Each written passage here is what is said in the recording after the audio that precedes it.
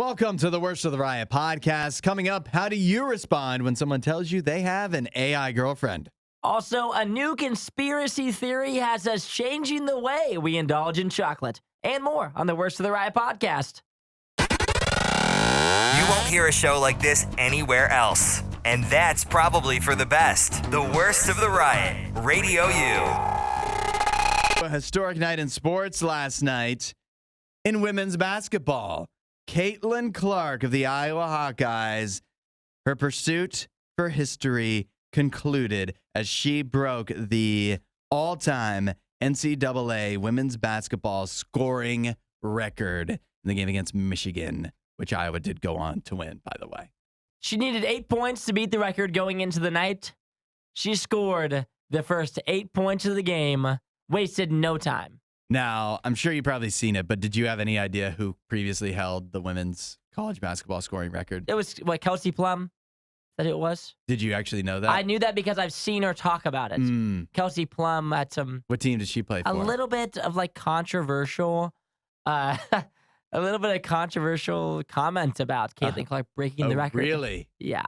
She said something along the lines of she's ready to pass the baton. She feels like the scoring record maybe people thought defined her, even though she's went on to accomplish great things in the WNBA. Kelsey Plum? Yeah. Which college team did she play for? Back in the day, I don't remember what team she was on. But right now she plays for Las Vegas. As we know, the Aces, a very good team. She set the record in 2017 with the Washington Huskies. The Huskies, okay. Yeah. Well, I'm glad she's ready to pass the baton. I wanted to ask, Isaiah, you've been watching more and more women's college basketball. Do you think you'll be equally as interested in the women's tournament this year? There's more star power in women's basketball than men's college basketball right now. No, it for sure is. Like the women's college basketball, for me, I feel like it'll be almost just as much watching. And because my favorite college team, the Ohio State Buckeyes, sitting at the number 2 spot in the AP Top 25 right now. So if you think I'm not tuning into the Lady Bucks in the women's tournament, I will be watching every single game, I can tell you right now. I feel like I'm glad that you're into women's college basketball because it's rubbing off on me. Because I didn't know this until recently, because I haven't watched. I mean, I paid attention to Caitlin Clark, but I haven't watched anything. But then I found out that Syracuse's women's team ranked in the 19th spot. I'm seeing it. They're 21-4. Now, here's what sometimes steers me away from women's basketball when the tournament rolls around is that in men's basketball, and we saw it last year, any team, there's myriad upsets. And your team could be a 10 seed and they can make a run to the Final Four. In women's basketball, you look at the betting odds. You can bet South Carolina, the number 1 team, who nobody, at least I didn't even know they're number 1. Nobody's talking about them. It's all Iowa. It's all other teams. But South Carolina is like a favorite almost against the entire rest of women's college basketball. Like you can either bet South Carolina or the field. And it's the same odds. It's that which is unbelievable in any sport. Unlikely that any other team can do it. And so that's what I don't know that in women's basketball, it feels like it's often that way. And that makes the tournament feel less fun if you already know, even going with 64 teams going into the tournament, you already know who's going to win it. But you think about like in the history of women's basketball, like UConn and the undefeated run they went on where they won like an incomprehensible amount of games in a row. That's kind of how it's been as of late. And when you think about college basketball, like you said, there's so many big star names right now, like Caitlin Clark. They're ranked number 4. If you asked anyone on the street, they would probably think Iowa might be ranked number 1. Yeah. And then if Iowa isn't ranked number 1, you probably would think who? LSU is ranked number 1. They just won, right, last year? And Angel Reese, does she even play still? Yeah, she still does. They're ranked number 13. Their team is very good. But South Carolina is sitting at number 1, undefeated right now. And like you said, the odds are insane, but my Buckeyes sitting at number 2. I'm ready for a magical run. You know what's fun is that I don't even know anything about South Carolina. It's going to be fun to cheer against them. We can root against the Goliath, the bad guys, Let's take the big down. bullies. Yeah, come on. We gotta root for some upsets. I'll fill out a women's basketball bracket. I'm filling one out. Oh, yeah. And I already know who I have winning. I'll fill out a lot of them because I want to win the money. Now we're talking. Add a little Riot to your Instagram feed. Follow @RadioU Official. The Riot. Radio U. Just something I just discovered on TikTok. You ever heard of the Dorito theory? I feel like there's always some sort of theory, conspiracy surrounding Doritos. Yeah. Tell me the newest one. The Dorito theory. This was just, I don't know if she claims that she developed this theory, but she's the one in the video explaining it. A woman's name, Celeste Aria, who says that hold on, let me cut and start over. The idea is that only experiences that aren't truly satisfying are maximally addictive. Imagine eating Doritos. When you eat a Dorito and finish a bite, you're not fully satisfied, but you can't stop eating. That's a good theory. Yeah. She goes on to say it's not the same as eating, say, a steak or eating a really satiating food that's high in protein. After you bite, where you really feel that sort of fullness and the warmth of satisfaction, but eating like potato chips is addictive because the peak of the experience is kind of when you're tasting it and not afterwards when you feel full. And so then people are going on to list a bunch of other experiences that might fit this bill. Do you have anything that you feel in life would qualify under the Dorito theory? I like the Dorito theory. Yeah. This is very accurate. It's eye-opening. You can never get enough of something that you don't actually need. And that's something that doesn't actually leave you feeling satisfied afterwards. A great example of this, I'm real good at twisting into this. This explains situationships. The guy that's not giving you enough attention, that doesn't really care, is always the guy that you want the most. That's a good The guy that's filling your cup, that's being really nice to you, that's asking you on dates all the time, not so much into him. Yeah. If they like you too much, they would give you what would actually satisfy you. But the person that you just can't quite win over, the chase, I think that qualifies. What about when you're scrolling on TikTok? One of the more exciting parts is when you first scroll to the next video. Not like right before it starts, because you never know what it's going to be. And then you watch the video and you're like, meh, next one. And then once you're in the motion of scrolling, you're just like, what could be next? It could be anything. That's a popular one in the comments of just TikTok in general. TikTok, I think dating apps fall into that as well, is just the scroll of imagining something better is coming next, but you never get to that thing that's like, now I can finally stop. Sounds like a slot machine. I feel, yes. When things are spinning, that's the most exciting part. And then it's like, you won 23 cents. Yep. And you're like, but it was so much fun when there was 2 little cherries there. Yeah. And then there's 2 things left that are a mystery. Slowed down. Could it be another cherry? The bloop, it's a bloop, banana. it's bloop, bloop, bloop, bloop, bloop, bloop, bloop, bloop, bloop. Could it be? And then it's not. Banana. Literally. I want to see. I think actually there's so many things that qualify for the Dorito theory. Something that is addictive because it's not the fully satisfying. 8772 Radio U. I think I want to hear anybody else chiming in with stuff you think qualifies for the Dorito theory. There's so many things, and we'll go over them next. Nobody does it better. The Riot Radio U. You know, we've hit the window for Apple. Their 14-day return window is coming up from the first day that they put out the Apple Vision Pro headsets. And shockingly, they've seen a big uptick in returns here in the last couple days as from the day of the Vision Pro launch to the end of that initial 14-day return window, people that got the very first Vision Pros are saying, yeah, I don't think it was worth the money. Apparently, the top reasons people are returning them, not comfortable, giving them headaches, and experiencing eye strain while using the Apple Vision Pro.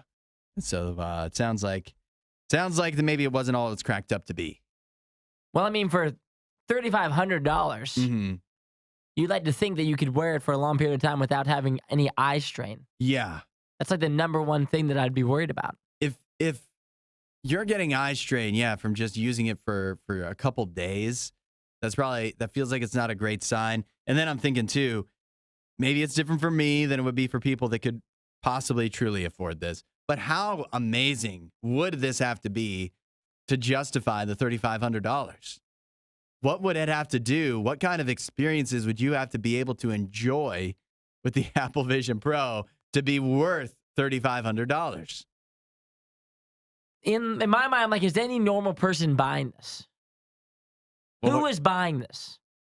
$3,500 for this? I think it's people that want to be on the cutting edge. That want to experience. That want to be ahead of everybody else, so they can be whether this works out for them or not, whether they love it or hate it. Even the people now that return it can be like, yeah, I had one of those. Sucked. That's which is a nice thing to have, actually, to be ahead of the curve. From that perspective, I get it. Maybe I should have just dropped $3,500 so at least I could talk about it from firsthand experience. But you're not spending that much money. No. Like, but if I knew I was getting it back after 14 days. True. I guess if you can return it. It's a free rental. Yeah, I would say this still is not. It's not doing anything for me. The Apple Vision Pros, but they are super. I don't even know if they're popular right now. I mean, I know it's a popular topic. Yeah. But so few people have them. Mm-hmm. Is it even popular? It's hard. Do you think it's hard to imagine that VR getting off the ground the way that it's being pushed at us? You know, it's hard to imagine because we're people like we're not behind the times with tech. We're up on it. The people I know are up on the tech. And even the people that I know, unless you're the most like techiest person that just buys every new thing, I don't know people that are buying this, that are buying any VR headsets. Yeah, I've met people before that like VR, that are into VR. Mm-hmm. But this just seems like it's too far. Like, yet again, just the price tag attached for the very first one ever, that just seems like a horrible buying decision. But will there one day be, because this is what, like if you go back to the earliest video games, I believe they probably cost this exact same amount. And eventually they made it so, still expensive, but for a couple $100, you could get in on video games. And now everybody has an Xbox or a PS5 or a Switch at home. Will VR be like that one day where eventually it'll just become attainable? Well, there's versions of like Oculus and the Meta Quest 3 and stuff like that are new that are only $500. Mm-hmm. And so in my mind, I'm like, there are VR that are affordable if you want to get into that. But the Apple Vision Pro, is it that much? Is the experience that much greater? Yeah. And would I rather not wait and get like the Apple Vision Pro 3? Mm-hmm. Because there's no way you're buying this one, the second one, the third one, and the fourth one. You just can't keep upgrading. That's crazy talk. Yeah. I really want to see you in a VR headset. Yeah, I'd be a little nervous. With your defenses down. I kick you right in the knee. The stories you love with the opinions you hate. The Riot Radio U. A man in Australia narrowly avoided disaster. He was a lottery winner.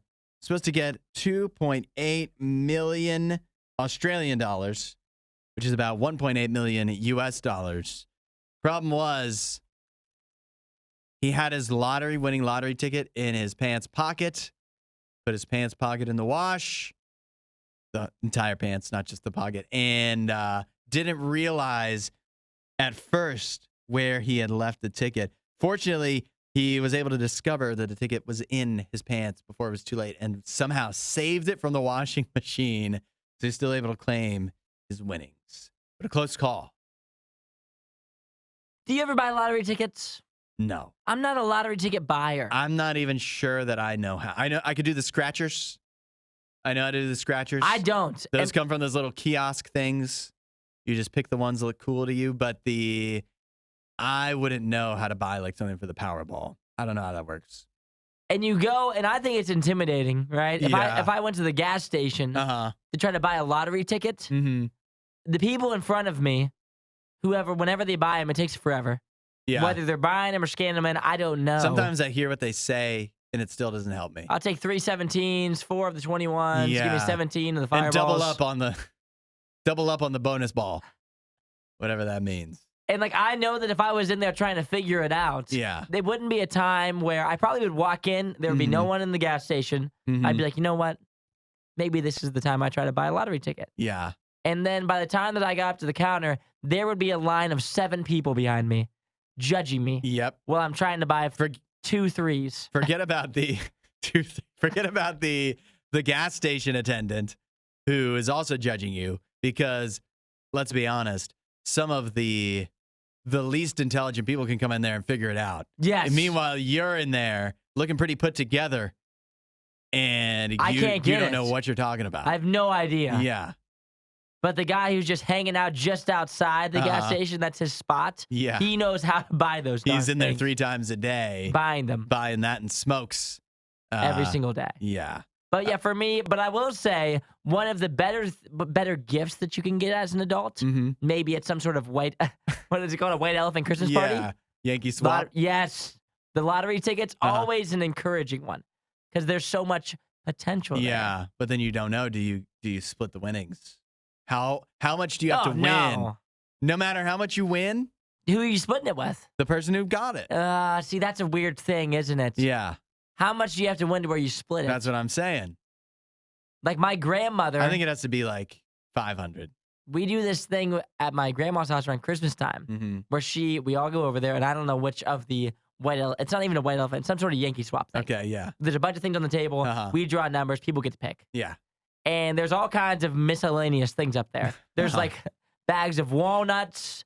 There's bars of soap. Yeah. There's every now and then there's a couple lottery tickets. And they're always one of the first ones to go. Of course. How much money do I have to win to give my grandma some money? You know what? This has happened to me before because my grandma used to give us lottery, like the scratch-offs for every occasion and for some not occasions. And the one time I won a decent amount, used it to take everybody out. No, you didn't. For a meal. Yeah. You're a good guy. Well, I was also like probably, How can I admit this? I was probably like 13 or something. Okay. I don't even know if that was that old. I old. took everybody yeah. out. But yeah, so it wasn't even really, if we won something real big. Like, yeah, how much would I have to win? It probably wouldn't have been ours, yeah. Like, how much would I have to win for me to give my grandma some money? Yeah, because she bought it for my grandma's 90 years old. And so I feel like it wouldn't have to be that much to toss back at her. Yeah. Yeah, but if you win like $100 and you give her 10 back, like what is that? What even is the point? Exactly. So it'd have to be, like I think 500, yeah. 500, 1,000. I didn't even get to ask you. It's the worst thing you ever put through the wash. If anybody has a good answer to that, 8772 Radio U. The stories you love with the opinions you hate. The Riot Radio U. Talky, soulful character. Crushon.ai. Replica. Anima. Mimico. Any of these names ringing any bells? What did he say? No. Those are some of the myriad options you have if you'd like to get an AI-powered girlfriend, a virtual date. These are some of the choices you have out there. Some of the choices that many people, more and more people, are utilizing. But, Isaiah, aside from the harsh judgment you may receive from your friends and family if you were to say, I have an AI girlfriend, you also have some other risks involved. A new report from Mozilla. Is that how you say it? Mozilla? Yeah, I think it's Mozilla. Mozilla. Firefox has found that, shockingly, many of these AI programs that people use to have their fantasy girlfriends also carry many potential privacy and security risks. Basically, you think about it. If you were to date a real girl, all the real things you tell her about you and your life, they may come back to bite you one day if you go back through a bad breakup. She may tell her friends. Word may get out around town. But you think about it. You think about these AI companies. These aren't really, I don't feel, the most above board, clearly. And so anything you tell any of these chatbots, and it's not like you're keeping secrets from your girlfriend, your AI girlfriend, anything that you tell to these AI chatbots, fair game, it sounds like, even because they have intentionally vague privacy policies. And so you're not just putting your reputation at risk, you're putting a lot of your data at risk as well. And you got to think it's worse to be like outed with any information by your ex AI girlfriend than your ex real life girlfriend. Yeah.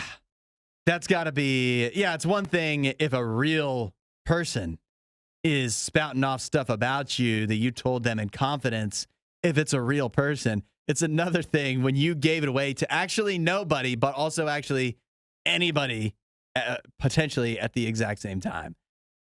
And for what? What are you getting out of this exactly with your AI girlfriend? And you got to think too, when do you even begin the conversation with people in your real life about your AI girlfriend? After you've been dating for 6 months? How long? A year? How long before you introduce her? And how does that work? We might need to start asking the question of, it's not about if you're the guy who has the AI girlfriend, how do you tell your parents? We should be preparing for how we're going to react when somebody tells us. You're right. Because myself, I'm not going to have an AI girlfriend. No, I can of course put that. not. I mean, the odds on that happening is about 0 in a million. Yeah. So when one of my friends comes to me and says that, it's going to happen one day. What am I going to say? Like, what am I going to say? Yeah, it's tough because it feels like if they're telling you that, it's too late. No, I mean, he's in love. Yeah. He's not going to tell me if they just started dating. It's going to be like far down the line. Like, I want to tell you about my girl. He's built up the confidence to find, because you don't just go around letting everybody know you have a new AI girlfriend, no matter how excited you are. That's kind of something you got to work yourself up to. Like, do I really... Do I bring her up? Yeah. When do I bring her up? Uh-huh. And then they have to look at you. And if you say it to me, if you say, I just want to tell you I have an AI girlfriend, I'm going to have to lead with, congratulations. I'm glad that you're off the dating scene. I know. I feel like a lot of people, what they say, parents, friends, the reaction has to be, oh, wow. I feel like that's the first. That's where it ends. Yep. Oh, wow. Good for you. That's exciting. Yeah. Not just Do anybody you guys can live together? get an AI girlfriend. So I'm impressed. Honestly, for you, I didn't know if it was ever going to happen. So What's she like? Yeah. What is she like? These are conversations we all have to be prepared for. Although I also feel the people with the AI girlfriends, maybe the people that don't have the most real life friends either to tell. Yeah. This is Radio U's Worst of the Riot. Today, a special character that is always making headlines, almost trying to create conspiracy theories nonstop. But the good thing about this wonderful celebrity is you never have to take anything that he says seriously. Okay. This It one is. put out by Kanye West. I don't think that's his name anymore. He goes by what, Ye? I think it's just Yee now, yeah. It's Yee, Ye? Yee, Ye. I don't know. I always see it written down. Ye? Is it 2 in a row or just one? No, just one Yee. So Ye, and at least publicly, and perhaps countless times in private, has asserted that people behind Twix have deliberately increased the size of their candy bars with the goal of trying to increase the population's weight. Twix is only one. Just Twix, not Snickers, not Reese's. No other foods. Just Twix alone is responsible for making us all. Their motivations are not pure. They're trying to make The us people fat. at Twix, according to Yee.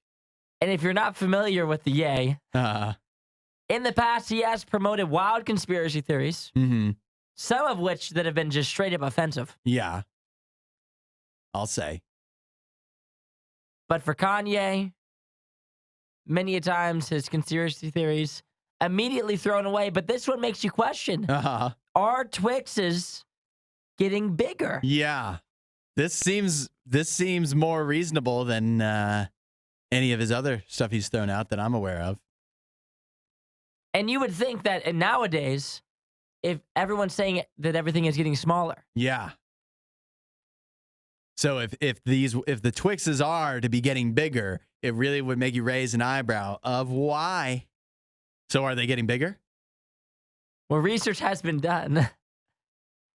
But by research people, on the Twix. yes, you know that people Twix look research. into it after Ye puts out a wild statement like this. this. Was it George Costanza that did this research? It seems that Twix has, in fact, changed the size of their bars. Oh! Not to be bigger, but to be smaller. Oh, okay. So this is completely baseless. But are they more... Could they be more dense? Are they denser? They're heavier. Are they more packed with calories or fat than they used to be? Those are good questions.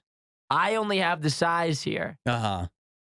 And it says that they are many, just like everything else is, shrinkflation has hit Twix. They are smaller than they used to be, probably more expensive. It seems as if this conspiracy theory we can throw away almost at the start. Yeah, I think I would say so. I feel as if I am never seeing full-size candy bars anymore. I don't even know what a full-size candy bar looks like. Yeah. Yeah, and it's not even worth saying that they are getting more expensive. When was the last time you bought a candy bar? I don't know. Yeah.